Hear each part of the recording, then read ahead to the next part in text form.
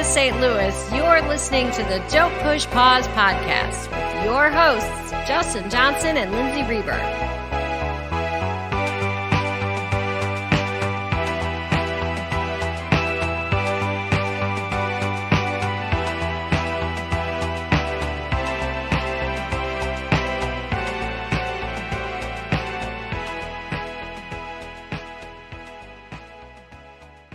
Welcome again to the podcast. Hello, everyone. Justin, happy almost Halloween. Happy almost Halloween, Lindsay.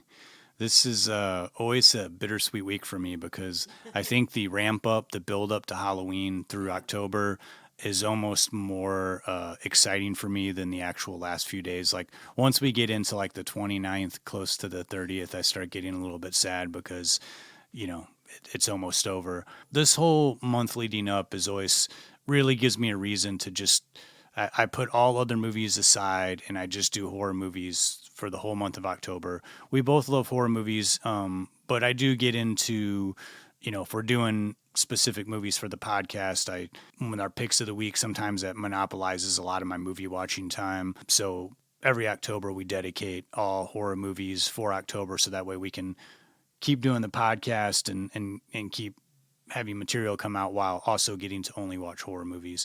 So it works out really great. Every October we do a theme. This year we've chosen 40th anniversaries. So of course we kick things off with American Werewolf in London, followed by My Bloody Valentine. And now for a grand finale, 40th year anniversary of the classic movie Evil Dead. You know, I've been a pretty big fan of Evil Dead for the longest time. I want to say there was probably a point maybe like 20 years ago or something where I was, you know, near burnout because I had seen the movie so many times and I didn't watch it for a while and then I got back into it. And this movie, every time I watch it, I find a new appreciation for it.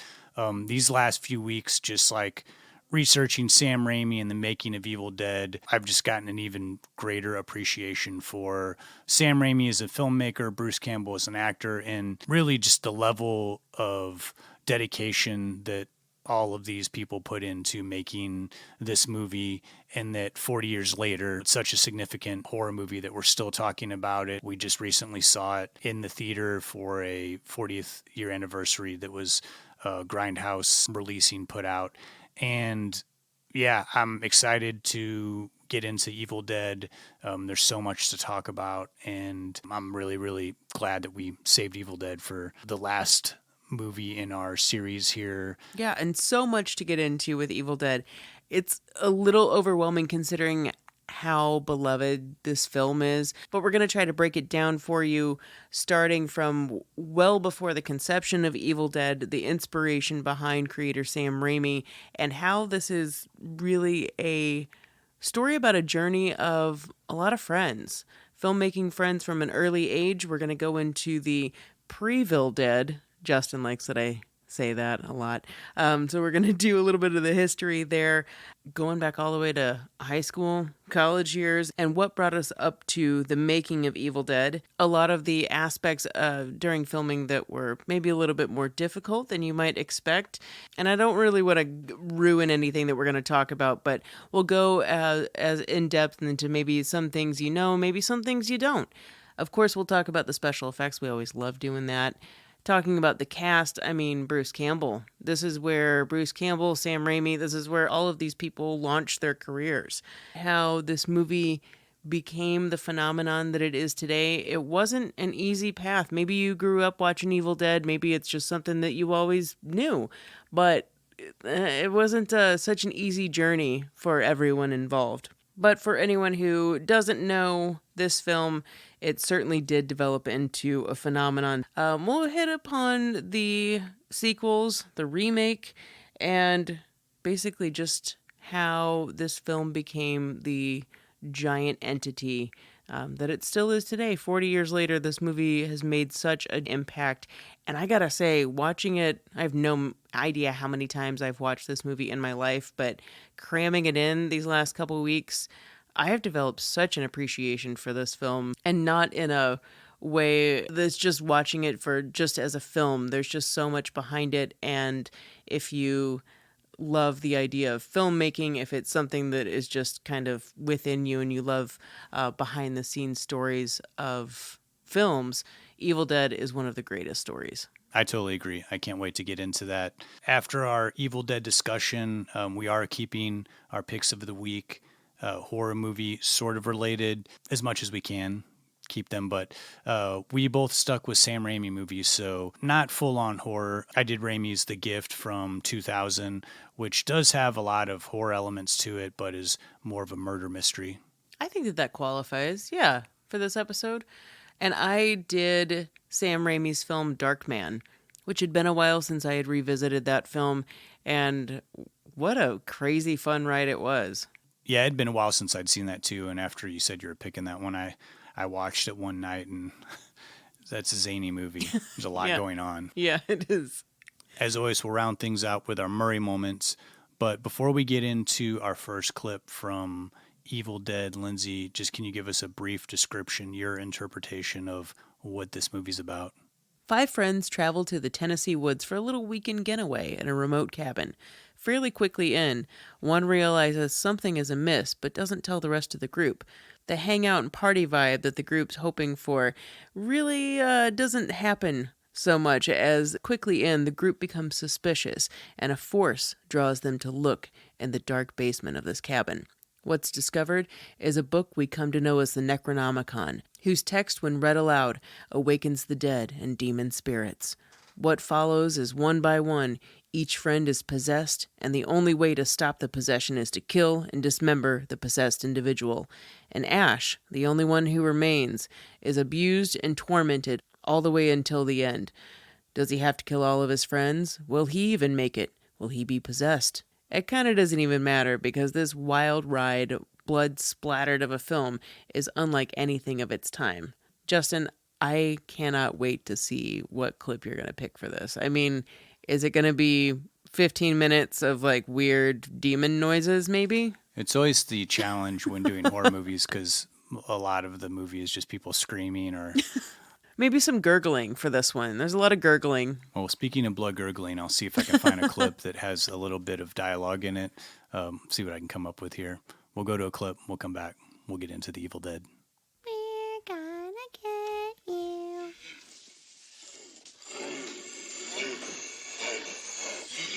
Ash, I think we ought to get out of here. Yeah. Still have a few more hours before morning. I don't think I can wait that long. You have to. We all have to. And then in the morning, we'll get in the car, and we'll take the bridge. And... Does she keep making those horrible noises? I don't know! Her eyes. Love her eyes. For God's sake, what happened to her eyes?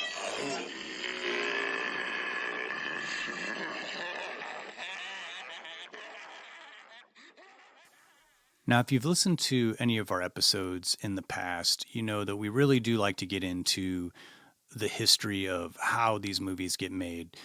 We definitely like getting into our own opinions and discussions of the movie, but it's always a lot of fun to research this stuff, find out what the trials, tribulations, challenges were to get some of these movies made, especially the more indie and low-budget films that didn't have the support of a studio. And Evil Dead very much is that movie. It was made for a very low budget by a bunch of kids from the ages of 21 to 23.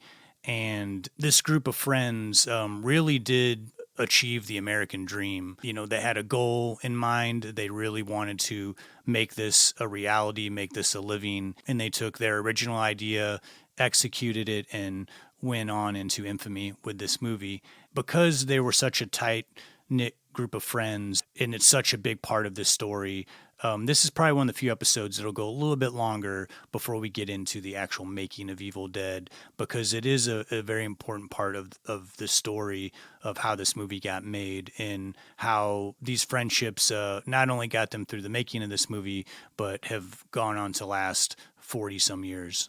Our story begins in the suburbs of Detroit with a group of high schoolers who became friends throughout their formative years, all of whom had giant hobby of filmmaking and were lucky enough to be able to make their own 8mm films. Primarily, we're going to focus on the relationship between Sam Raimi, Scott Spiegel, Bruce Campbell, John Cameron, and Josh Becker. All of these guys made films in high school and worked on each other's films and really supported each other, even down to the point of, showing each other their films in their basements and really trying to help out in every way possible. There's a lot of history here, especially with Sam Raimi, and learning about how he got interested in filmmaking. That was fascinating to me. I think he was fortunate enough to be able to have a camera of his own, or at least use his father's camera, but it was something that not many kids could have had, and especially if they did, who's to say that that's even going to be something that you're interested in? But all of these guys came together through filmmaking and had such enthusiasm for filmmaking. Now, Bruce Campbell, Sam Raimi, and Scott Spiegel really started to kind of form a friendship. I think that they had some classes that crossed over in high school, but really began to work on each other's films, and each one of them played different roles in the filmmaking process and really added to them learning how to craft a film. And this is in the early days of learning what made a movie work. And with each 8mm film that they showed, they would give each other feedback and would learn to improve upon these films. Many of them stemmed out of comedy, and the Three Stooges were big amongst Campbell, Spiegel, and Raimi. And after so many of them had all of these, 8mm films of various degrees of quality, they did form a group in high school called the Metropolitan Film Group, and were able to start showing these films to other students, and it wasn't just in their basement anymore, and even started charging admission, which is something that's going to come into play a little bit later on. They even got one of these films on a local horror show with a host named The Ghoul. One film that they had made, which was called 6 Months to Live, actually aired on this local channel. And so that kind of made them realize, hey, maybe we could do a little bit more with this. That has to be really exhilarating, especially in the late 70s. There weren't like multimedia classes in high school to be able to find a group of people who were enthusiastic as you were, form a society, show each other films, learn from each other, crew on each other's movies. And that really was how it went for these guys throughout high school. After high school, they went their separate ways a little bit, though they would reunite time and time again to help each other out when they could, crew on each other's movies. Bruce Campbell, who had been acting a lot in these movies and was the more handsome of the bunch, he sort of felt like he wanted to lean more into acting. And in 1977, he got a chance to do summer stock in theater for a summer in Detroit. And one great aspect of it is that every year they would have someone in the entertainment industry who had some notoriety. And that summer, it was Tom Smothers of the Smothers Brothers, who had a lot of acclaim in the 50s and 60s in variety shows, late night talk shows, and singing, acting, comedy. And Bruce Campbell sort of became his assistant, helped getting him dressed during rehearsals and for the shows, eventually showing Tom Smothers some of the Super 8 films that him and Raimi and company had done. Smothers really took a liking to Bruce Campbell at the end of that summer, even so much as to writing him a check for $500 saying, put this toward your Super 8 films whenever you get back home and are making more movies with your friends. And that really meant a lot to Bruce Campbell. That experience gave him a little bit more confidence. And so, he did take that $500 and put it toward film stock. And him and Raimi and company got back together again and made some more movies. And there was another good stroke of luck via connection through Bruce Campbell. His father had a connection to Vern Noble, who was a full-time commercial director in Detroit, who had worked a long time in Los Angeles, but had relocated to his hometown of Detroit. Bruce Campbell became a production assistant for him. For about a year, Bruce Campbell worked on about 40 to 50 commercials, really gaining a lot of experience, gaining a lot of what happens on a professional set. Also, Vern Noble watched the Super 8 films that him and Raimi made and gave them advice on where to put the camera, a little bit advice on editing and how to stage things. And this really helped out Raimi and Campbell because it gave them some, real life advice, and they were able to talk to somebody who, had at least made one feature and was working consistently as a director. So the group split up again for a little bit. Raimi went on to Michigan State, where he joined his brother Ivan, who later on in life would go on to help Raimi co-write Army of Darkness, Dark Man, and some of the Spider-Man movies. But Ivan's roommate at the time was Rob Tappert. Rob Tappert was a business major who knew Raimi as Ivan's younger brother, but who didn't really recognize his talent as a filmmaker just yet. But soon they would have a very, very close friendship, and it would be Rob Tappert who would become instrumental in convincing Raimi that they should do something, make a move to launch themselves into real-life producer-directors. So Sam is palling around with his brother Ivan and roommate Rob, and everybody becomes pretty chummy, really good friends. I mean, of course, Ivan and Sam, brothers. But Sam realizes they've got a lot of things in common and suggests, hey, why don't we all make a movie together? So Ivan starts looking into student funding, and at the same time, Sam starts and becomes president of the Society of Creative Film at Michigan State. And this is where they make Happy Valley Kid.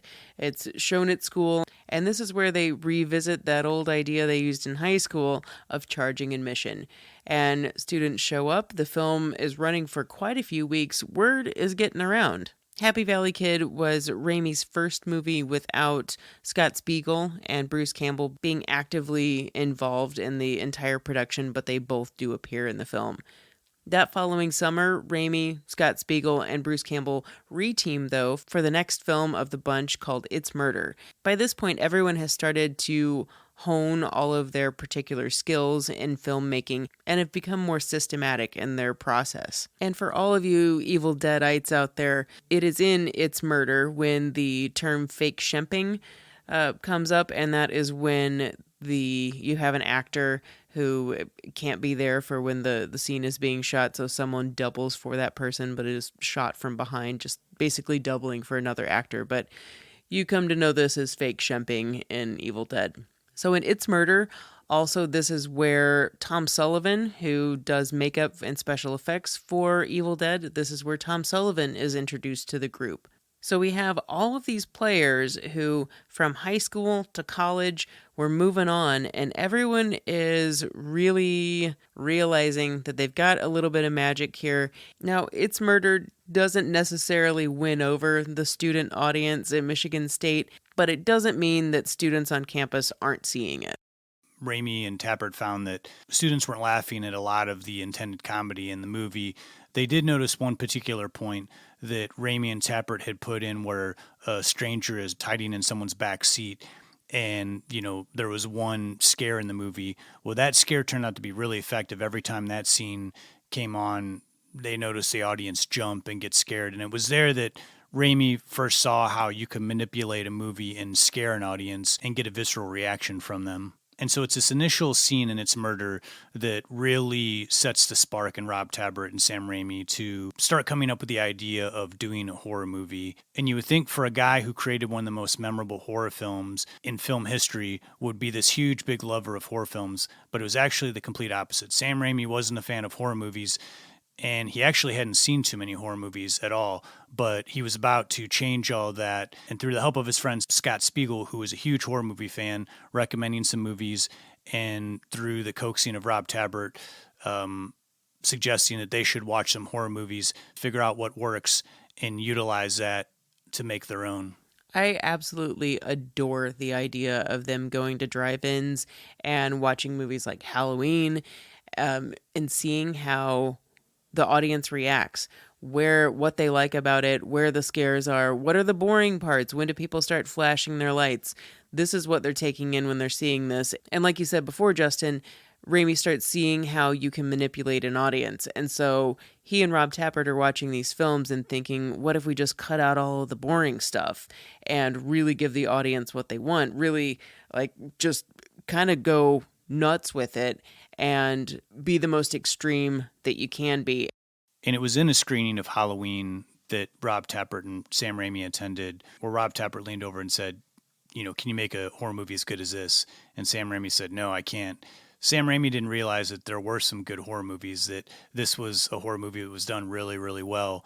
But as Sam Raimi saw more and more bad horror movies, he realized, I can make something better than this. I can make something scarier than this. Then they set out to say, this is our goal. We're going to make a horror film. Rob Tapert, he was a business major. He came from more of a producer side, started researching Variety magazine and finding out, hey, there's a handful of these movies that have been really successful that were made for a low budget. They were all horror movies, and most of them were made by first-time directors. He cited Night of the Living Dead by George Romero, The Hills Have Eyes by Wes Craven, and The Texas Chainsaw Massacre by Tobe Hooper. These movies were all very effective. They turned a big profit, and Rob Tapert said, if we can do something like this, if we can make a movie that's visceral, that really grabs the audience by the throat, and we can make it for really cheap, even if it's a failure, it's going to succeed more than if we tried to make a comedy or some other type of genre. And so there they made a decision, we're going to research this, we're going to study horror films, and Raimi was going to write and direct.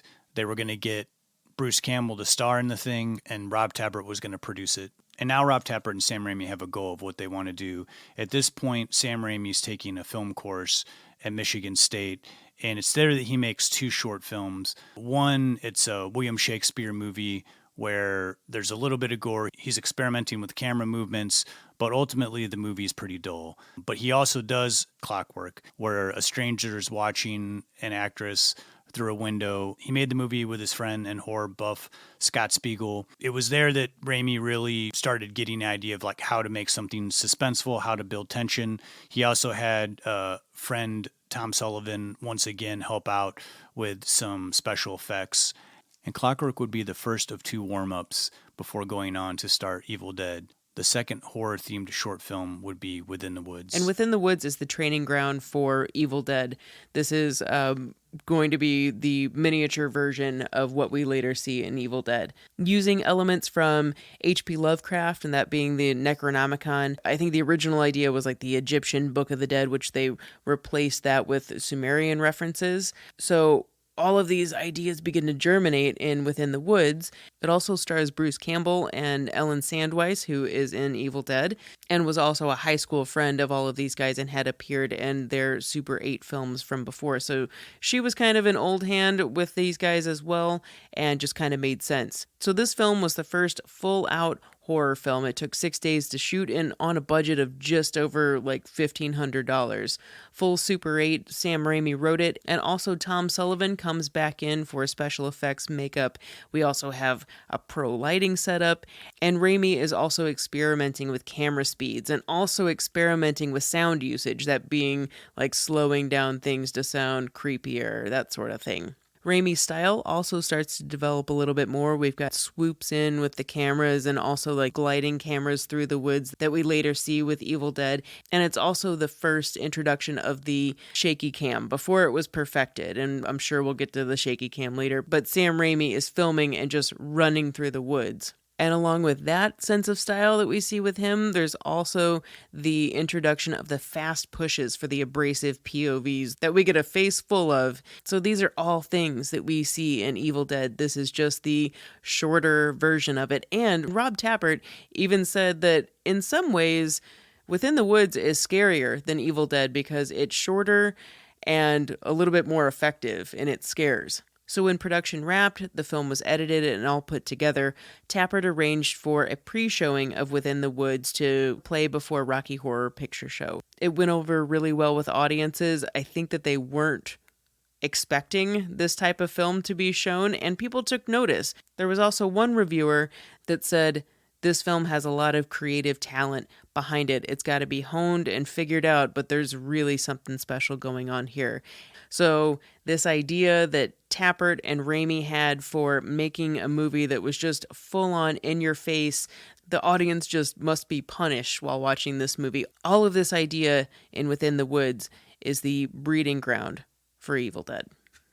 Now, we are giving you a lot of build-up before the making of Evil Dead, but there's a reason for that. Evil Dead is such a well-crafted movie, and Sam Raimi was so young when he made it, and it's easy to say, oh, well, he was just a natural-born talent. Some of that is true, but it takes a lot of practice and a lot of preparing, and that's something that these guys did quite a bit, making so many films like dozens and dozens of Super 8 films over the last like 7 or 8 years, making 2 warm-up films for Evil Dead. They felt that they were ready to try to go after financiers for a feature-length version of Within the Woods. And this is where Rob Tappert would come in most instrumental. Rob Tappert's family had a lawyer, Phil Gillis. Rob Tappert worked on him, showed him Within the Woods, said, here's what we want to do. We need financiers. We need a substantial budget, even though it's low budget, to try to make as professional of a horror film as we can. Phil Gillis saw some promise with Within the Woods. He knew Rob Tappert. He saw some talent in Sam Raimi. And so he started helping them put together a package that would help break down points on the movie to find investors who would own, who would get percentage points, who would get profit after they got paid back if the movie ever did get made and go on to be a success. Now, this is pretty standard with low-budget movies at the time, independent films. It still is sort of to this day where you find some private investors, they sign a contract saying they may not ever get their money back, but maybe one day, if their movie makes money, they'll get their money back plus a little bit extra for putting in an investment. And for the investors of Evil Dead, it was a successful story. They all got their money back plus a little bit extra. Sadly, that's usually not the case. Nonetheless, they were able to get enough financing to at least start production on Evil Dead. And at this point, Rob Tappert and Sam Raimi and Bruce Campbell all sort of formed a partnership. They started Renaissance Pictures, which is going to be their production name that they would carry on for years to come. Now, at this point, they've got money, they've got investors, they have to get serious. There's no more messing around. They really need to make sure that they can pull this off. The first thing they've been shooting on Super 8, well, movies that show in theaters are on 35 millimeters, so they say, hey, we need to have this 8 millimeter blown up to 35 millimeter. We better do a test run. This already shows them taking that step into being more professional. They're not just going to willy-nilly go out and try to shoot a feature and then find out later that this blow up isn't going to work. So they shoot a test roll on Super 8. They have it processed and blown up to 35. They convince the theater to let them show their test film. Immediately, they realize they cannot shoot Evil Dead on Super 8. When it's blown up, it's washed out, it's grainy, you can barely see the image.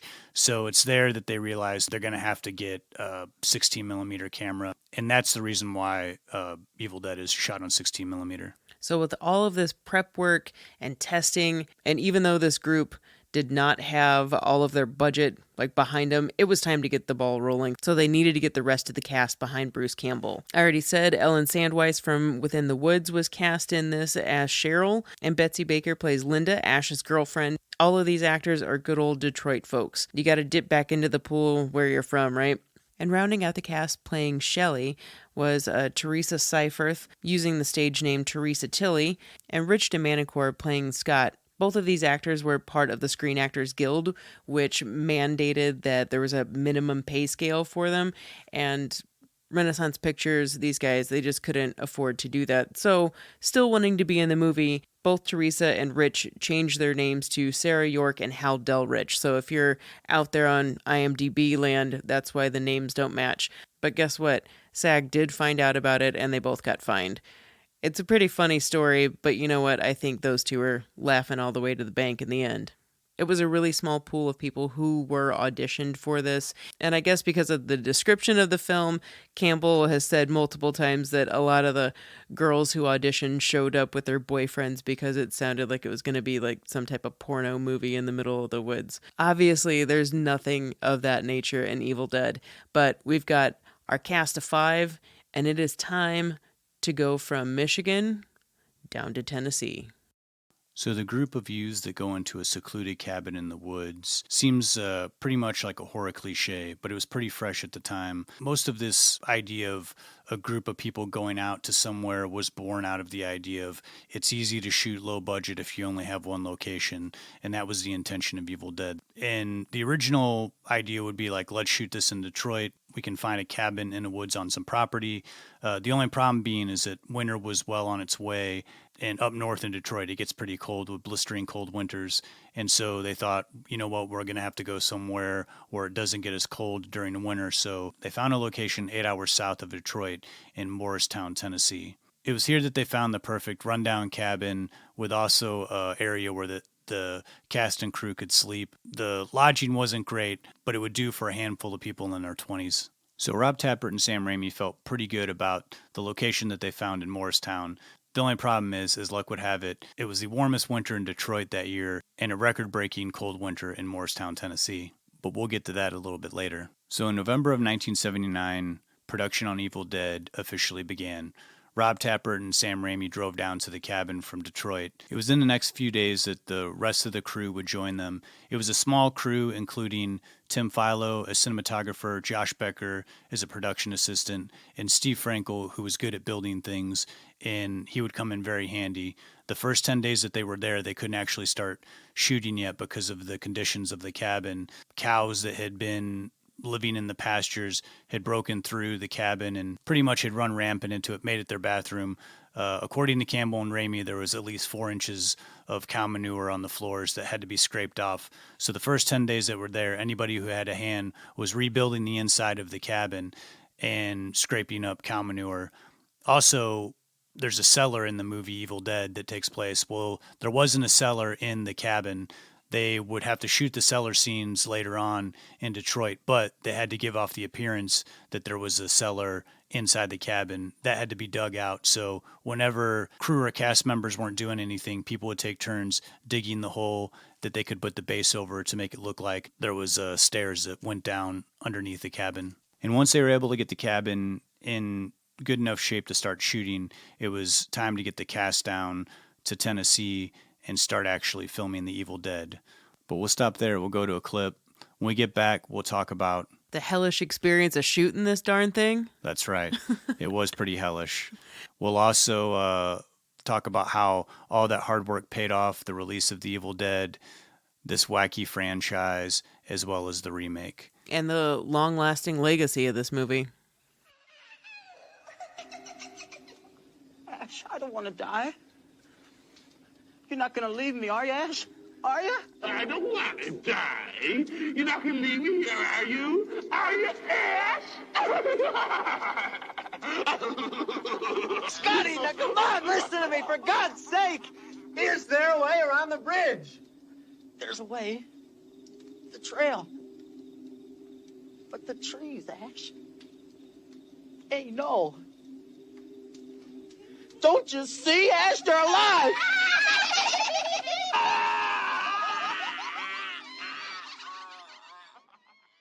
Now, we've covered about 80-something movies on this podcast, and we've definitely talked about the trials and tribulations of many behind-the-scenes stories and difficulties of shooting. One of, I think, the most brutal movie shoots that we talked about on here was Texas Chainsaw Massacre, where, they had no budget, a small crew. They were working in the brutal Texas heat and working with foul-smelling dead animals, and just sounded like a awful shoot where everybody went near insane. I'd have to say a strong runner-up for that shoot has to be the shoot of Evil Dead. They were actually dealing with the opposite brutal weather, the brutal cold.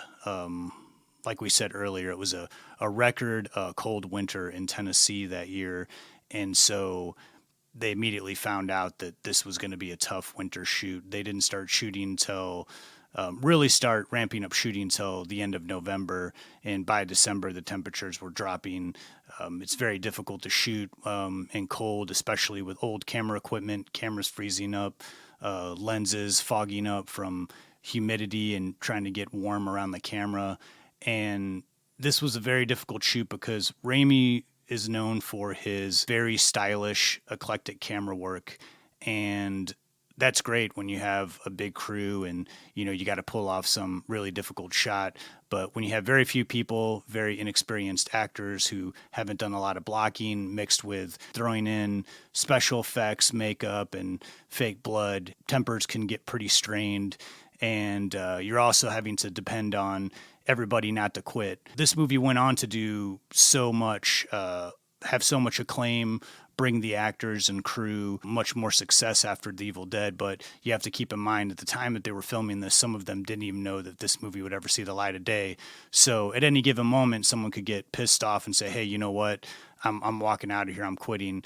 And something to the event of that happened a little bit. We'll get to that. But from what I've read, I didn't see too many disturbing stories about what they were doing for the bathroom. I imagine they left that out, but you can imagine how rough things probably got. I think the omission kind of says it all. They just say, we didn't have any running water. And I mean, okay, so you're saying you had a bucket, but no one ever actually says it's inferred. You know, they used Karo syrup mixed with food dye to do a lot of the fake blood, and there's a lot of this, at gallons and gallons of stuff. Very, very sticky stuff. So I can imagine, you know, you're trying to do all these things, work with your hands constantly when they're constantly being covered with sticky substance that you can't wash off with hot water immediately. That really kind of grosses me out when I'm just doing like, you know, a few daily tasks around the house. I can't imagine getting up and working 15 to 20 hour days trying to do an independent movie like that. Well, you know, they did have one thing in order to wash their hands of that Karo syrup, and that was hot coffee. They were able to have water there to make coffee to keep everybody going on these 16-hour shoots. And sometimes when you're, say, Sam Raimi and you got to operate the camera, that's how you would wash your hands, is with hot coffee. So that's cool. And Sam Raimi, for a while on the Evil Dead shoot, he did have a cinematographer, Tim Philo. But there was a point where shooting was taking way too long. Sam Raimi was doing so many setups for certain shots. They said, you know, they would go 2 or 3 days and only get one setup done. I think they were originally supposed to shoot for like 6 weeks. They ended up shooting for about 3 months, but not with everybody there. There was a point where they needed much more shots with the actors, but everyone had sort of reached their breaking point, and I can understand why. And keep in mind, these actors, they were being paid $100 a week. The crew was anywhere from like $35 to $40 a week. And in 1980, 79, this, you know, it's still not that much, let's just say, for the conditions in which you're being forced to endure, whether it's the cold or just being pushed to your limits of hours and hours of doing this. But in all of the stories, the horror stories I've heard of, like Betsy Baker, after having Tom Sullivan's face cast put on her and then trying to take it off and pulling her eyelashes out, even hearing these things, you know, no one really has stories where they're just pissed about something. They say that it was grueling and awful, and if anything, there's a certain sense of humor now when they talk about it. But Bruce Campbell has mentioned that after they were done filming and they would run into each other afterwards, it was this awkward, like, oh, hey, yeah, good to see ya. Like a really awkward encounter, like we experienced something that was absolutely horrendous, but we're proud of what came out of it. And during the shooting of Evil Dead, it was really well documented by independent filmmaker Josh Becker, who was friends with the crew and shot Super 8 films with them back in the day. He started out as a production assistant. He claims that he eventually moved on to lighting and was helping light a lot of the scenes that Raimi was shooting after they lost their director of photography. And he kept a journal which was published, I think originally in the late 90s, that was included with the reissue of Evil Dead when it came out on VHS in a clamshell case. It's a very interesting read. I think Josh Becker was like 21 when he wrote this, and it's written, it sounds like it was a pretty bitter shoot. He seems like a pretty cantankerous guy. If you've ever read any of the stuff he's written before, he's got a bunch of essays and a few books about independent filmmaking that are really worth reading. But he pretty much said, and this is, you know, a 21-year-old guy talking about a 20-year-old Sam Raimi, saying, you know, he has style, and if anything, you know, he's a very demanding director. He knows what he wants. He's very inventive with the camera, but he tries to shoot so many different angles so that he has all these options that it becomes very demanding on the actors and is not always thinking about everybody's feelings. But again, Raimi is a 20-year-old kid, and he's just trying to make the best movie he can. He's trying to be creative, and he's trying to push the envelope. And as far as being inventive, Raimi is employing filming techniques that were used many years before, like forced perspective, where you have something in the foreground, say Betsy Baker, who looks like she's getting slapped in the face by Ash, but actually Ash is many feet in front of her. But the way that we see it in the camera, it looks like he's making contact. So he's combining using these old school techniques, but also inventing ones of his own. I think most well known is the shaky cam technique, which they couldn't afford a steady cam at that time, which would be perfect for someone running through the woods, this evil force that is in Evil Dead. But in this case, Raimi has the camera mounted to a 2x4 and has two people on either side of it running through the woods. So it looks frenetic, it looks crazy, and that helps us understand what this massive entity is, and also creates this entire thing that's used in so many films afterwards.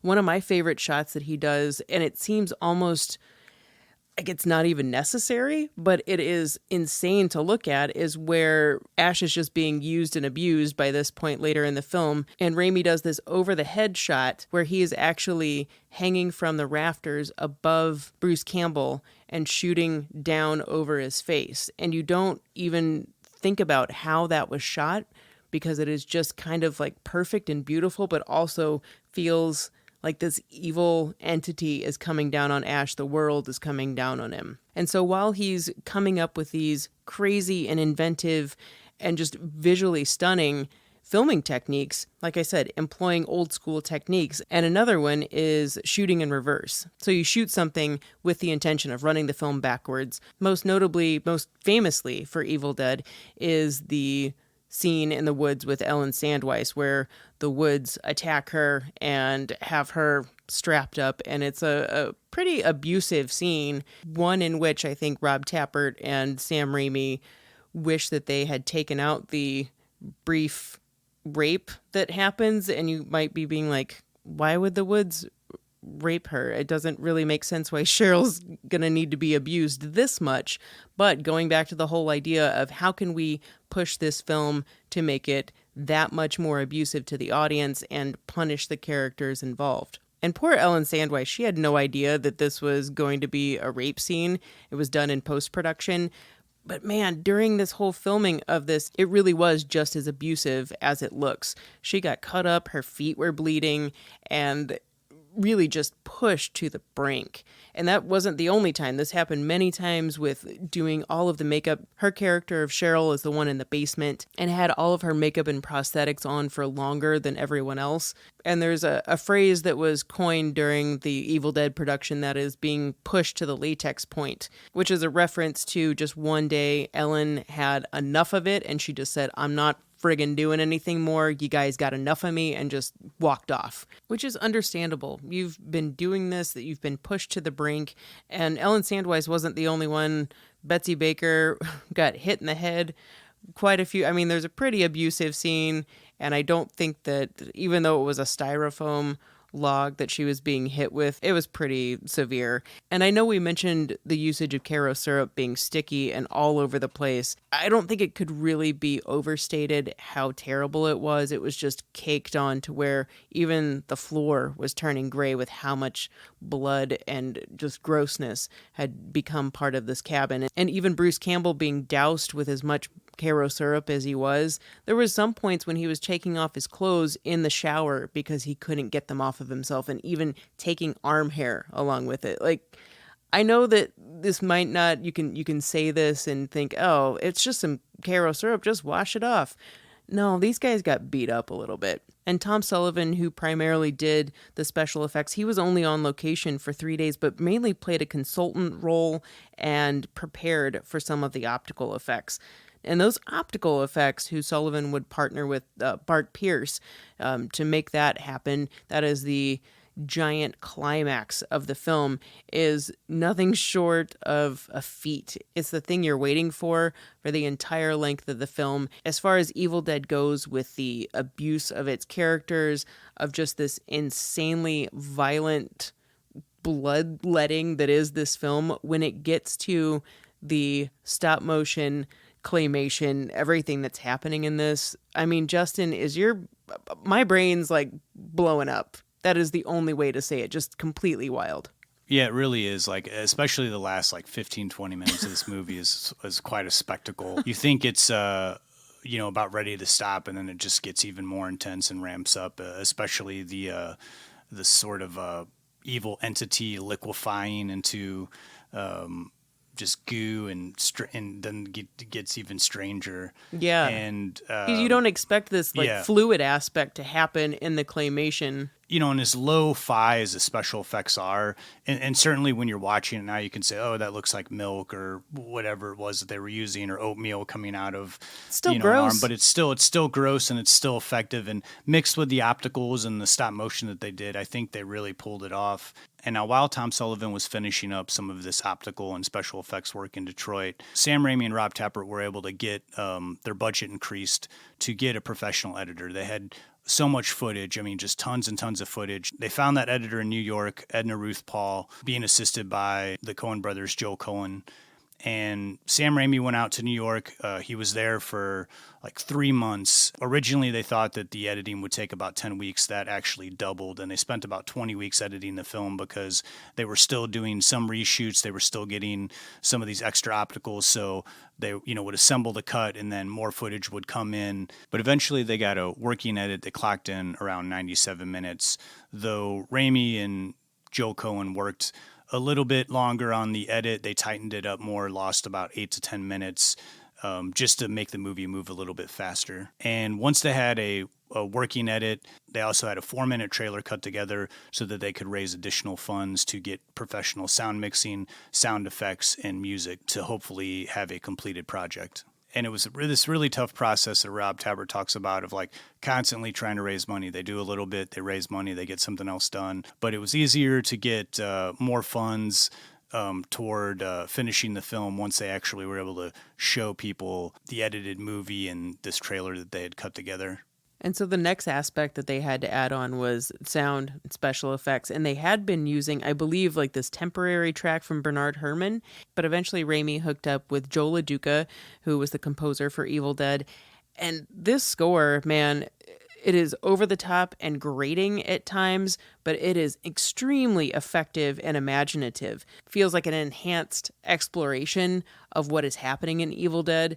In a lot of ways, the score and effects are too much, even more so than the visuals that are happening. But it seemed like a great partnership in the creative brain that just was everything behind Evil Dead. And like many of Raimi's partnerships that have gone on forever, Joe LaDuca went on to score Evil Dead 2 as well as Army of Darkness and tons of television series that Raimi and Rob Tapert produced in the 90s and into the 2000s. And I was lucky enough, a few years ago, they released Evil Dead in theaters with a reimagined score by Joe LaDuca. And some of the over-the-top stuff you're talking about, this was even more dramatic because at the time he was doing the score, he didn't have a lot of time, they didn't have a lot of money, and so he didn't really get to do a lot of the more dramatic moments of the movie, which he really wanted to emphasize. Not that Evil Dead is a real dramatic movie, but a lot of the stuff in the beginning and with Bruce Campbell, giving his girlfriend the necklace. And so he sort of reimagined this different score, and that was really funny because it's this sort of bigger sounding score. It didn't quite fit the grittiness and cheapness looking of Evil Dead, but nonetheless, it was really cool to just not only see Evil Dead, but to see it with this reimagined score, which I don't think that they ever released. I think this was just a short run that they did, and then they, I believe, Joe LaDuca released that score that's available to listen to, which is totally worth it. It's pretty interesting. LaDuca was a great choice. I think Raimi said he was really lucky that partnership started, and I think he really took it to another level with the score with Evil Dead 2 and Army of Darkness once he had more money and was able to bring in more players and add more elements and strings and stuff to the compositions. So with all of these aspects finally coming together to make Book of the Dead happen, this ragtag crew is ready to premiere the film in Detroit, where they're all from, Michigan. It's time to bring this film back home and show everybody what they've been working on for so long and put literal blood, sweat, and tears into making this film possible. And this premiere was in 1981, which technically is why this is 40-year anniversary of Evil Dead. But most audiences didn't actually get to see the movie for 2 more long years. And luckily for everybody, this movie goes over supremely well. It is a hit with the audience, and just people are just hooting and hollering and very, very into it, which is very encouraging to this group of ragtag people that put this together, made it all happen. And so what's the next step? It's time to sell this thing, man. That's what all of this has been about. They've tried to make Evil Dead a business, and nobody wants to go back to the jobs that they had before. Sam Raimi is not going to go into his father's business. That's not what he's about. It is time to make it possible. So where do we turn? I think the first place that they try is New Line. At that point, Nightmare on Elm Street was not a thing. New Line was not blowing up. They were kind of in their beginning stages, and Evil Dead wasn't something that they were going for initially. But probably the most fortunate thing for the Book of the Dead crew was coming into contact with Irvin Shapiro, who was at that point responsible for making deals for George Romero, Stanley Kubrick, Martin Scorsese, before all of those guys really blew up. And when Shapiro saw this movie, I love this quote. It's so amazing. He says, "Well, it's your lucky day, boys. It's not Gone with the Wind, but I think I can make you some money." I mean, he knew what to do. And he also had a lot of connections in Europe. And he knew that a film like this wasn't going to take off immediately in the US, but in a European market, this is something that's going to fly, especially when you've got a lot of Italian horror films coming out, Hammer films. Like, people were into this, and even if it created a controversy, it was something that was going to be sellable. Maybe it was going to only show in 40 theaters in Italy and a few in Spain, or be banned in another country, but it was going to gain some traction. And the biggest thing was Shapiro getting this film into the Cannes Film Festival, which he claims to have been an instrumental part in its beginning. And I mean, I've seen that in multiple places. So Irving Shapiro, man, he was like a godfather for the Evil Dead folks. A big thing that Irvin Shapiro did also, having them change the title, he thought that Book of the Dead just sounded like you were going to have to read a bunch of stuff, and he didn't think it was a very good title. So he told them they should change the movie to Evil Dead. They thought it was silly, but they took his advice. They changed the movie to The Evil Dead, and that's the title it played at Cannes Film Festival, where it was a big hit.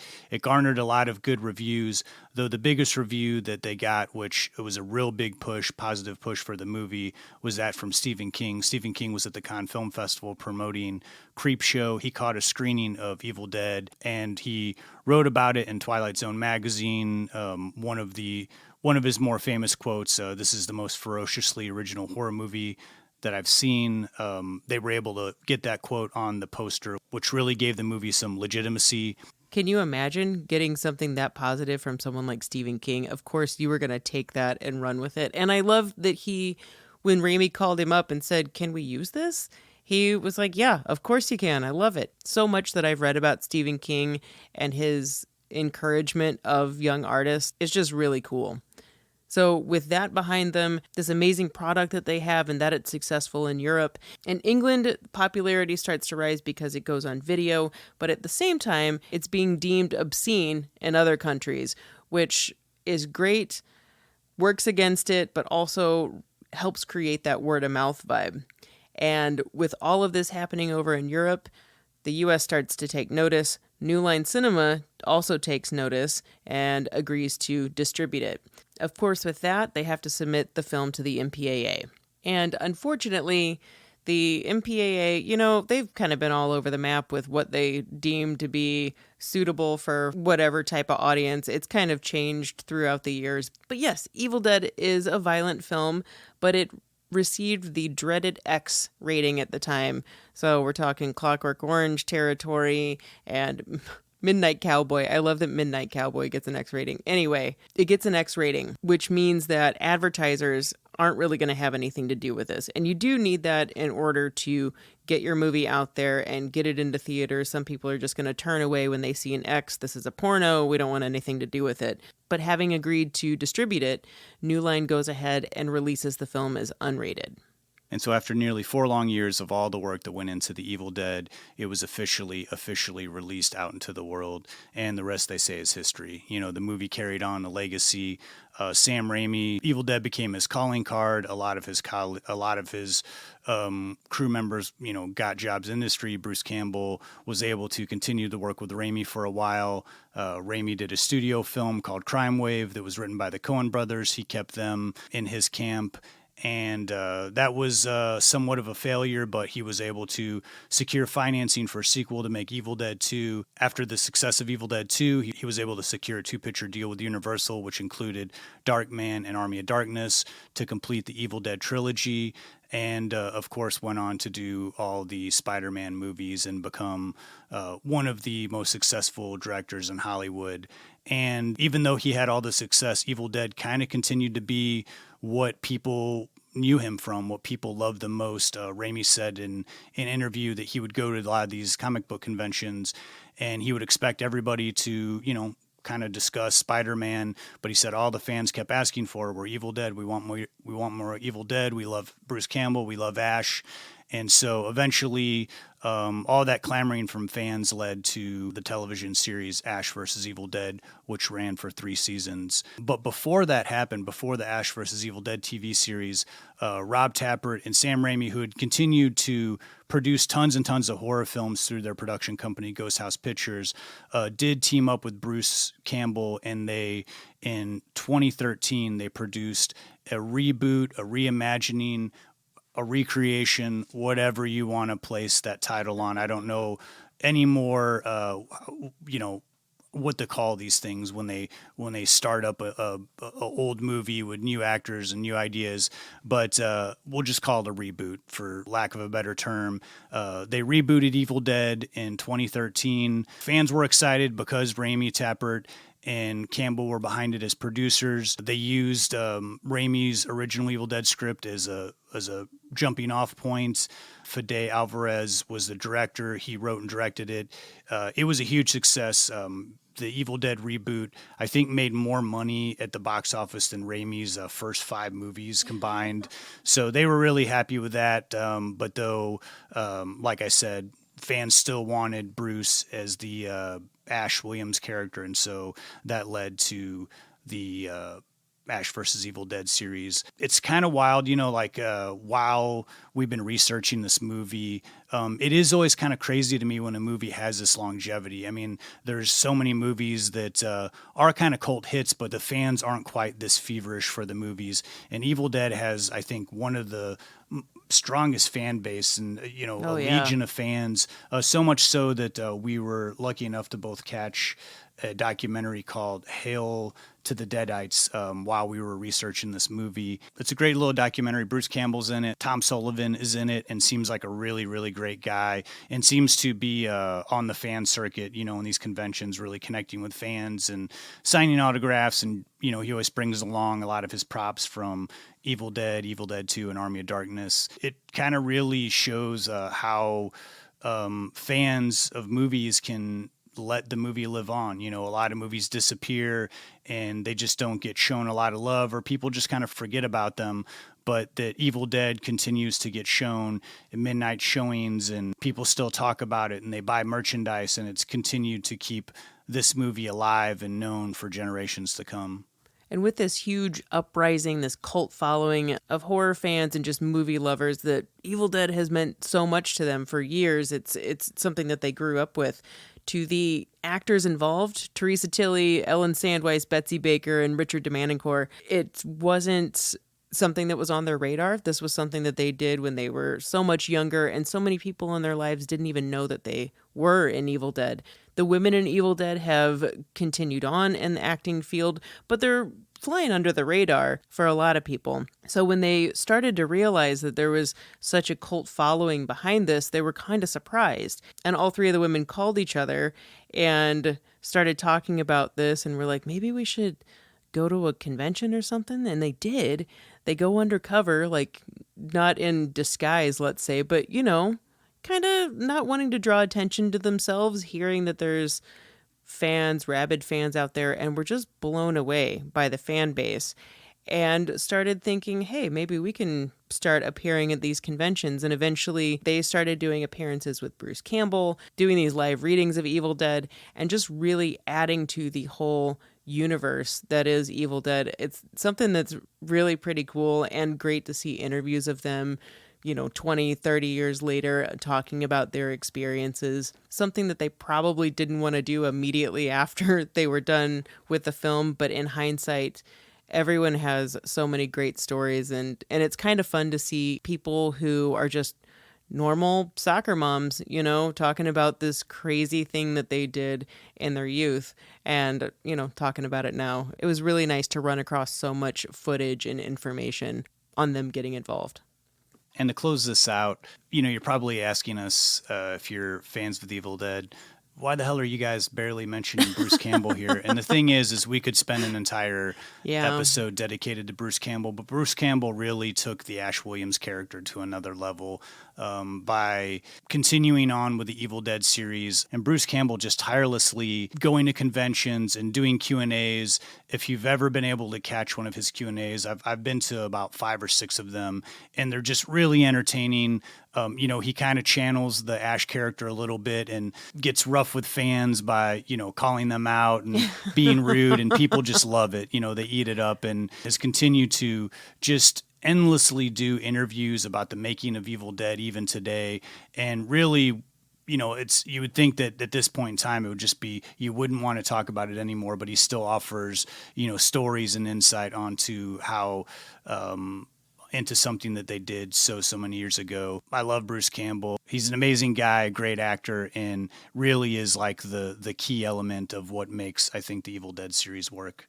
I got a confession for you, Justin. This might make me seem pretty lame, but I saw The Adventures of Briscoe County Jr. starring Bruce Campbell well before I saw Evil Dead. And it was because I was into X-Files. They were shown on the same night. It was when X-Files was on Fridays. But Briscoe County is what turned me on to Evil Dead.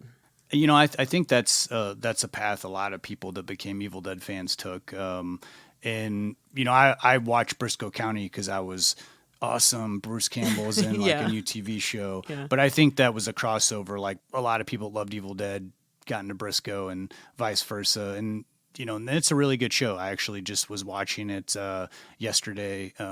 I popped on a little bit of Briscoe County Jr. And if you haven't seen that, highly recommended. I think it's Bruce Campbell said that was one of his, that's still his favorite role that he's ever played. Oh, really? That's nice. Yeah, I loved that show. Oh, wow. Little did this crew of folks and friends from so long ago know that what they were making would turn into an entire universe in the horror genre. It is such an amazing story. We hope you've enjoyed this journey with us, guys. Well, we'll close it out there. We'll come back with some final thoughts on Evil Dead, but we definitely should get into our picks of the week, which we kept on the Sam Raimi front. I did The Gift. Lindsay, you did Darkman. What can you tell me about that movie?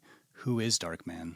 I was excited to revisit Darkman because unlike so many people that like Sam Raimi Spider-Man movies, I'm not someone that's clamoring to see a superhero movie, but Darkman is a whole different animal, and it was where Sam Raimi dipped his toe into making a movie like this. Raimi obviously wanted this to be in the spirit of 30s and 40s superhero stories because while this film feels slick, the grit in it is heightened more than in contemporary superhero movies. And even though he's gone on to do, like I said, the Spider-Man re-envisionings, I love that Darkman was his first dive into this world. And I kind of use superhero lightly, or at least that's how I feel with Darkman. This story is like that of every great Avenger. It's extremely tragic. Raimi created this story in the truest sense of sparking an internal rage and sense of justice in a character. The main character we follow has a great movie name, Peyton Westlake, played by Liam Neeson, and he's a scientist working on perfecting synthetic skin for burn victims. What a thoughtful scientific endeavor, and also happens to foreshadow what our protagonist will go through very soon in the movie. The The story gets moving really quickly with Peyton's attorney girlfriend, Julie, played by our podcast favorite and Raimi pal, Frances McDormand. She discovers some incriminating evidence involving mafia bribes to the Los Angeles Zoning Commission. And after Julie opens her big trap to the wrong person and leaves said evidence in Peyton's possession, well, this is found out by these mafia dudes, and an unknowing Peyton is brutally attacked, his lab is blown up, and it is assumed that Peyton has been blown up with it. But if that were true, we wouldn't even have a story. Peyton barely survives, having been flown and blown into the nearby water where he's found, in a coma, brought to a hospital where he undergoes this crazy treatment which cuts off his nerves associated with feeling pain. Basically, the only way to survive these injuries is to not feel pain, as he is really nothing but exposed flesh and left unable to speak.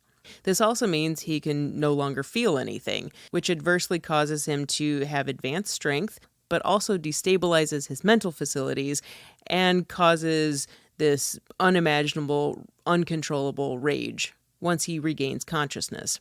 And for you big movie nerds out there, since we talked about American Werewolf in London to kick off our Halloween movies, Jenny Agutter and John Landis show up in small parts in the hospital scene with Peyton. What this story is setting up is a ticking time bomb, right? So Peyton escapes from the hospital, attempts to make contact with Julie, who recoils in pure disgust. Peyton, looks like a monster approaching her on a street corner. You really can't blame her. This somewhat superhero of a story of a tormented soul went through quite a few writers' hands, but began with Sam Raimi. 5 writers, in fact, with Raimi's trusty older brother, the doctor at this point, Ivan Raimi. He chimed in for medical accuracy over Peyton's extremely burned body. While this story is focused, it feels as if it could have veered off in a ton of directions, and I kind of attribute that to having a few more writing hands in this one. The love story aspect with Julie is a great addition to the film that really feels like a throwback to classic films involving, if love can overcome a hideous reality. It's tragic, devastatingly sad, and makes one truly empathize with Peyton. And it's also extra hurtful here because Julie is kind of responsible for Peyton becoming disfigured and losing himself to the anguish and acceptance of becoming Darkman. In addition to the story, you've got amazing effects, and Raimi does not skimp on that, although it's very much toned down from the likes of Evil Dead. Employing Tony Gardner from 1988's The Blob as the special effects man, the prosthetics and makeup are totally impressive, especially for 1989-90.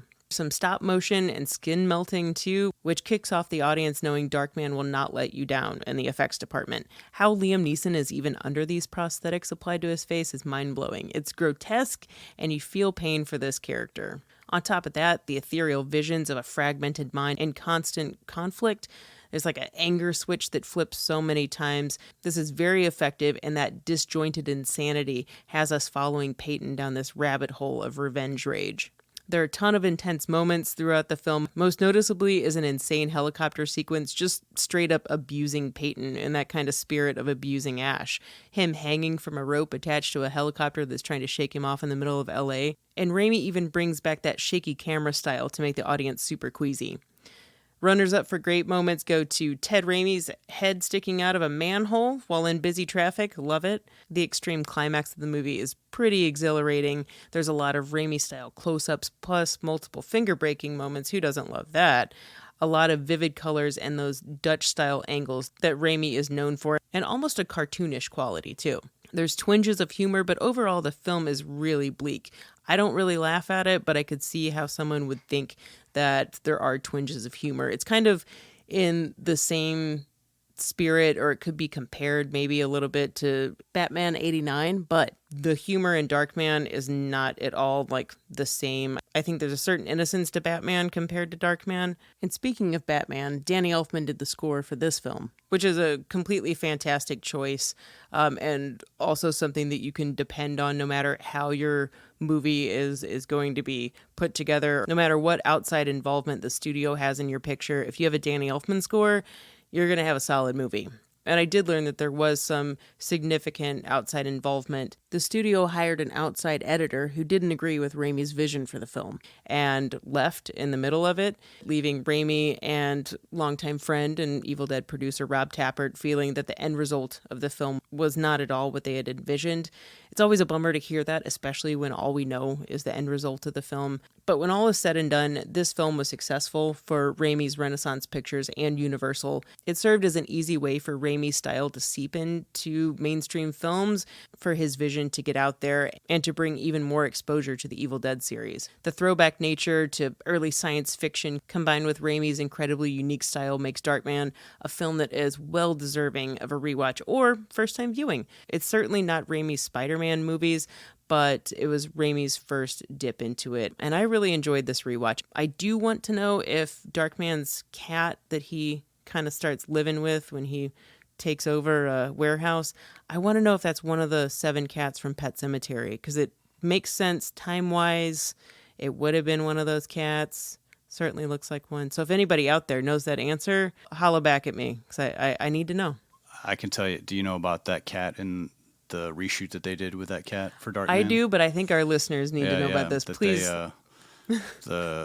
They did a test screening for Darkman, and when there's that big explosion, the whole reason why they have the cat go into the warehouse was just a device to follow something into the warehouse to see what was going on.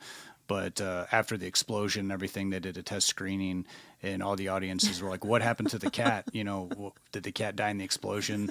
So they had to go back and just shoot a quick shot of a cat coming out that you see that it was safe, because that's, people can, see a guy get beaten and tortured, dumped in a vat of acid and thrown out a window, but you can't let the cat die in the explosion. Did that cat make it? I gotta know. Yep. I can't. I'm the same way. I gotta know if it's the same cat from Pet Sematary. I mean, there were 7 cats in that movie, but I gotta know. Yeah. All right, Justin, it's your turn. Tell me about your pick of the week. Well, my pick of the week was The Gift. It was the last sort of small movie that Sam Raimi made before he spent nearly the next decade making all the Spider-Man movies. Sam Raimi did a pick of the week that I chose a little while back called A Simple Plan, which was a small thriller and probably the most straightforward movie that Raimi had ever done. And he really enjoyed the experience. In an interview, Raimi said one of his biggest regrets of his career was not getting to direct One False Move. He was friends with Billy Bob Thornton, and Billy Bob Thornton, several years before he hit it big with Sling Blade, had written multiple scripts, one being One False Move, and Raimi really wanted to direct it. He thought it was one of the tightest thrillers that he had ever read, and unfortunately things didn't work out. He didn't get to direct the movie, but he did get the opportunity to work with Billy Bob Thornton again. Billy Bob Thornton, with his writing partner Tom Epson, wrote the script to The Gift. Sam Raimi really wanted to ramp up the tension with this movie. He wanted to do another thriller, but though he was straightforward with a simple plan, you can see all the Raiminess in this movie, especially toward the end of the movie. There's shots in it that look downright Evil Dead-ish. And it's a really, really great movie. I don't want to spoil too much with this one because it is a murder mystery, and I hadn't seen it in a while, so I didn't remember much, and it was a real, real treat. I highly recommend this one. It's a great ensemble cast, and the lead being Cate Blanchett, who's so wonderful. She lives in a small town in Georgia. She's a single mother named Annie Wilson, and she's raising her 3 kids. She does have second sight or clairvoyancy, and some people in the town believe she's, a rip-off artist because she makes humble earnings as a fortune teller in town. Also kind of in some ways as like a counselor, she advises people. There seems to be a lot of troubled people in this town. And so that's how the movie is sort of set up. But eventually one of the most affluent families in town, their daughter goes missing. The girl that goes missing's fiance is friends with Cate Blanchett's character. So he comes to her and tries to get her help. Eventually she gives them enough information of what she can see through her clairvoyancy. She sees that the woman is like underwater somewhere. So they find the body, they deem it a murder, and now she gets sort of caught up into this whole murder mystery and they're trying to track down the killer in this town. And there's several suspects. From here, the movie gets really taut. Raimi really does a great job of bouncing back and forth between these characters. There's absolutely some scares in this movie. I mean, a really, really fantastic thriller. This is one that I don't really think that got a lot of notice. It wasn't really a very big hit for Raimi, but again, it shows that Raimi, whether he's, using a $200 million budget to do a big superhero movie, he's also can, like he did with the Evil Dead series, take a low budget and make something equally entertaining and interesting and inventive with his camera work and his style that I've grown to love watching Raimi's movies. But The Gift is really great. If you haven't seen it, I highly recommend it. It's a great watch with a lot of twists and turns. Somehow this one also escaped me. I remember I worked at a video store when it was out, and it was a super hot rental, but I never actually got to watch it. Do you have this? Can I borrow it? I do, yeah. I'll loan it to you. Right. And I didn't mention how many people are in this cast. It's just tons and tons of people. Insane, yeah. But one interesting role being played by Keanu Reeves, who, he always kind of plays the nice guy, and he's become such this lovable icon in Hollywood, but he plays like the sort of wife-beating bully that's real menacing and scary in this movie. And it's really, I don't know if it 100% works, because it's hard seeing him play that character. Like, I don't quite believe it, but it's interesting nonetheless to go back and see him playing such a dark character. I like it when he isn't playing someone that's nice, because I think he's really great at it. So I'm looking forward to this watch. I'll loan it to you tonight. Those are our picks of the week: The Gift and Darkman, both directed by Sam Raimi. Let's keep on moving. Here's your Murray moment.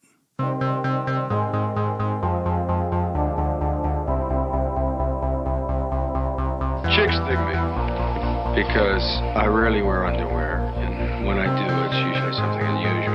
I think I need a root canal. I'm sure I need a long, slow root canal. You gonna come and shake my monkey tree again? Oh, what does that old queen know? She didn't even chill. Hey, this is so scrumptious. Is this hand shucked? The flowing robes, the grace, all striking. That was fun.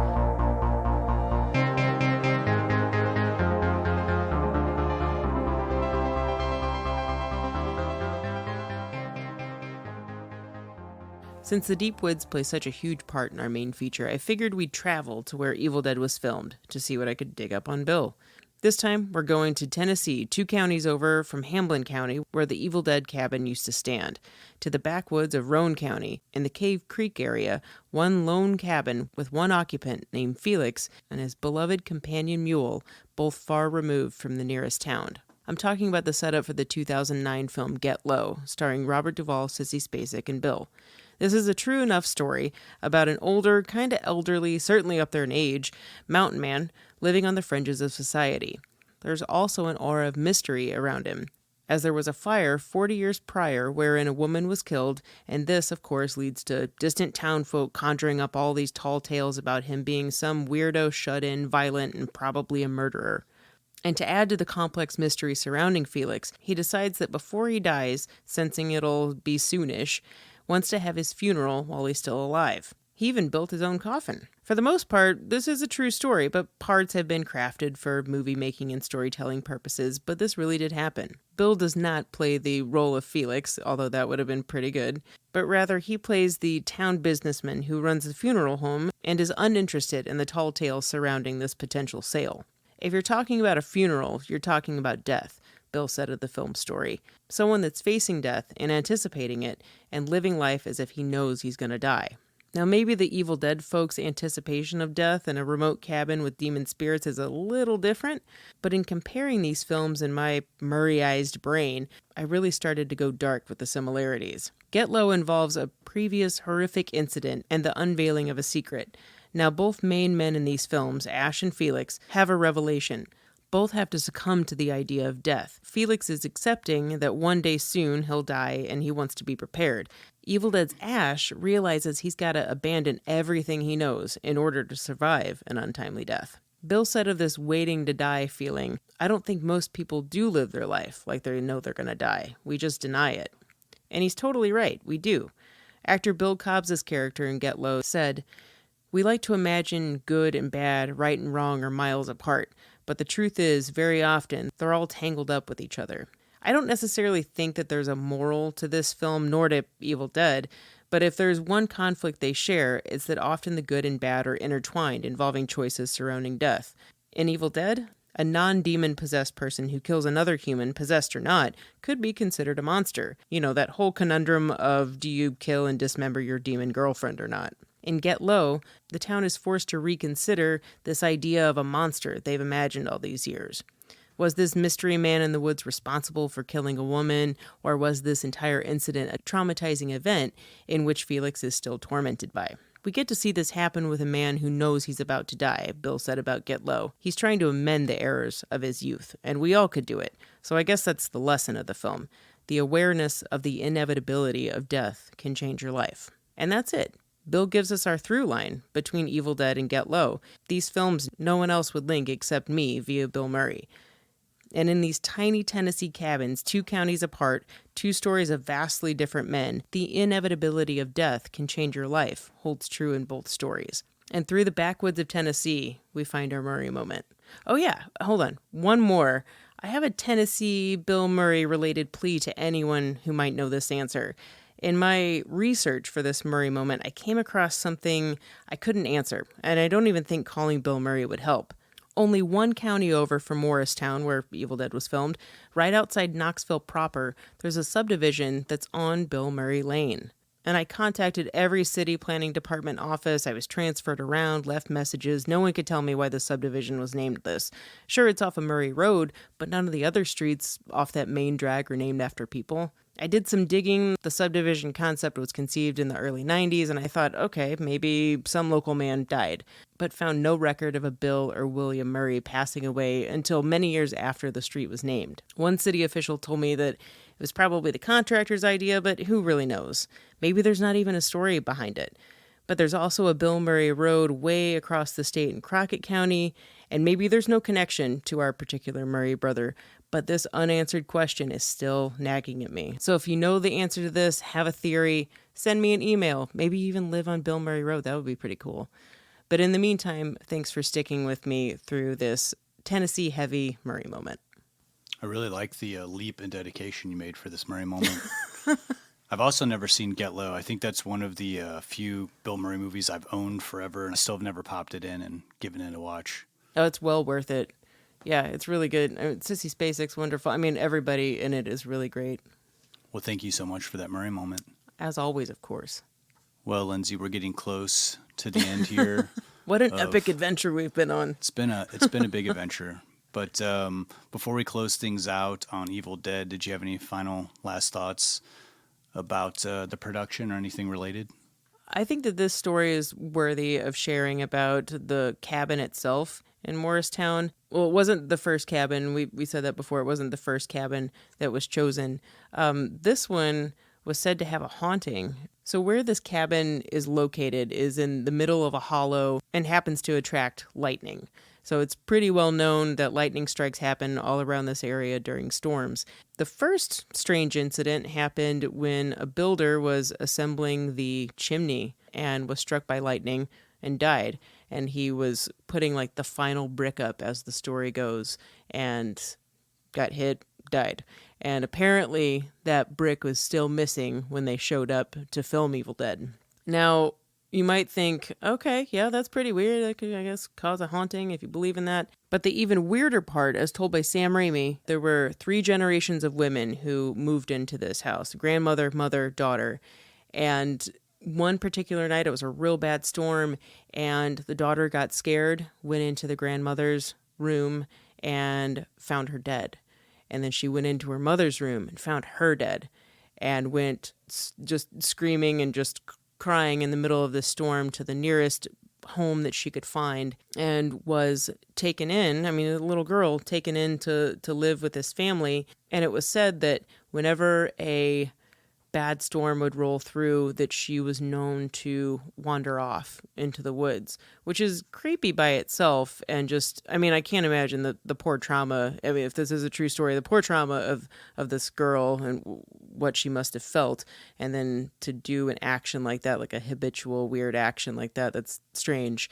But apparently during the filming of Evil Dead, someone showed up to the cabin during a storm and, knocked and was like, "Have you seen Abigail?" And people are like, "Who's Abigail? We have no idea what you're talking about. There's no Abigail here."